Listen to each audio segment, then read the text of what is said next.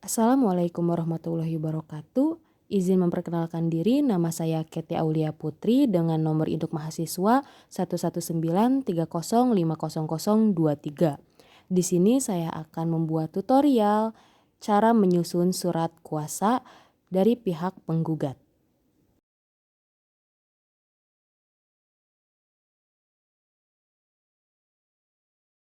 Di sini saya akan memperlihatkan terlebih dahulu bagaimana format surat kuasa yang telah saya susun.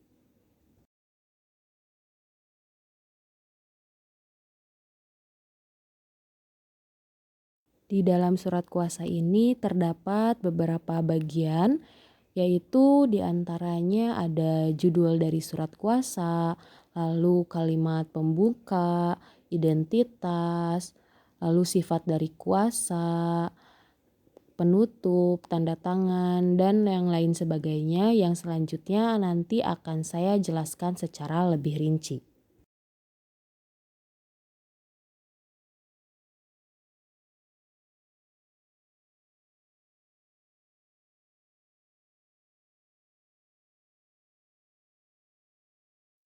Kurang lebih seperti inilah format dari surat kuasa yang telah saya susun.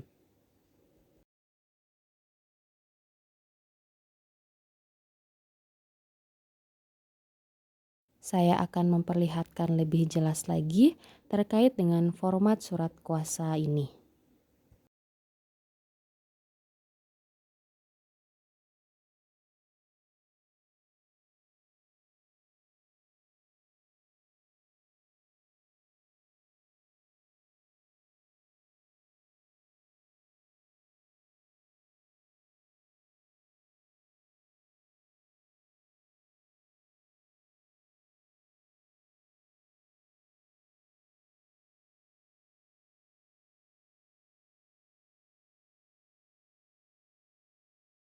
Baik, di sini untuk mempermudah penjelasan dari bagaimana cara menyusun surat kuasa, di sini saya telah membagi bagian-bagian dari surat kuasa ini ke dalam beberapa perbedaan yang saya bedakan menggunakan kotak yang diberikan warna sebagai berikut.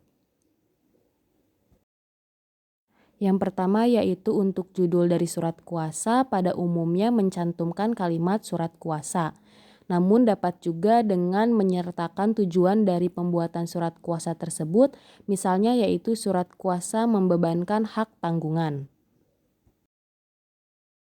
Untuk kotak yang berwarna kuning ini merupakan bagian kalimat pembuka dari surat kuasa yang juga sekaligus sebagai kalimat pengantar untuk identitas di dalam kotak berwarna hijau ini.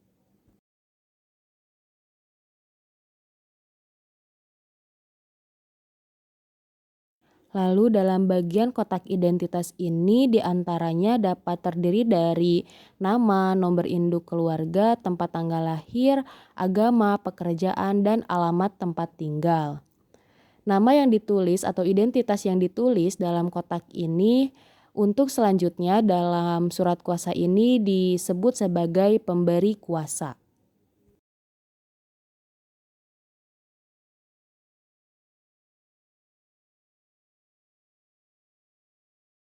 Istilah dari hak retisi dan hak substitusi merupakan hak yang sering ditemui dalam format surat kuasa khusus. Hak retensi dapat diartikan sebagai hak untuk menahan sesuatu benda sampai suatu piutang yang bertalian dengan benda itu dilunasi.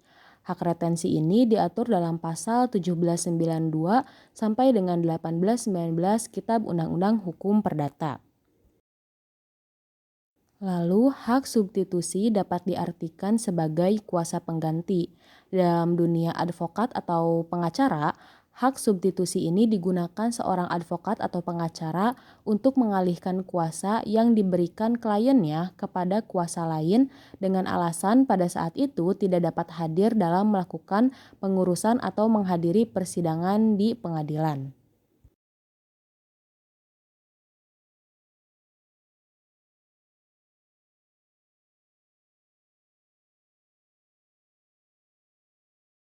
Lalu di sini dicantumkan nama-nama dari advokat atau pengacara yang telah diberikan kuasa atau ditunjuk sebagai penerima kuasa. Biasanya apabila pengacara yang ditunjuk merupakan seorang pengacara yang berdiri sendiri bukanlah dari kantor hukum, maka ditulislah identitas dari pengacara tersebut secara lengkap seperti alamat dan kartu pengacara, kartu identitas pengacara dan lain-lain. Namun, karena advokat atau pengacara yang ditunjuk terdiri dari beberapa orang yang bekerja dalam kantor hukum, oleh karenanya identitas atau alamat yang dicantumkan dalam surat kuasa ini merupakan identitas dan alamat dari kantor hukum yang bersangkutan. Advokat dan pengacara yang ditunjuk dari suatu kantor hukum disebut sebagai penerima kuasa. Dalam kotak berwarna merah muda ini diketahui bahwasannya terdapat sifat dari surat kuasa yang dapat dibedakan menjadi surat kuasa umum dan surat kuasa khusus. Untuk surat kuasa yang telah saya susun ini merupakan surat kuasa yang bersifat khusus.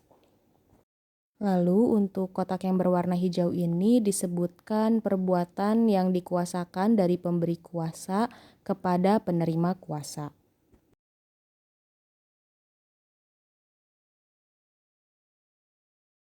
Hal-hal yang dikuasakan oleh pemberi kuasa kepada penerima kuasa dijelaskan pula lebih rinci dalam kotak berwarna ungu ini. Di sini disebutkan poin-poin bahwasannya apa saja yang dapat dilakukan oleh penerima kuasa sebagai pengganti dari pemberi kuasa.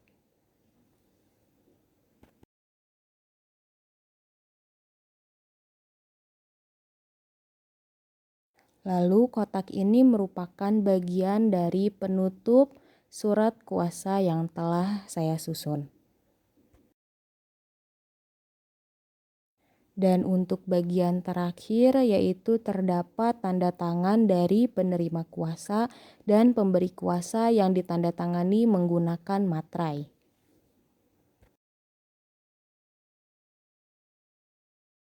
Baik, seperti itulah tutorial yang dapat saya jelaskan mengenai pembuatan surat kuasa. Tentunya penjelasan yang telah saya sampaikan mengenai tutorial pembuatan surat kuasa tersebut masih memiliki banyak kekurangan, namun semoga saja tutorial ini dapat memberikan manfaat untuk para penonton semuanya. Terima kasih. Wassalamualaikum warahmatullahi wabarakatuh.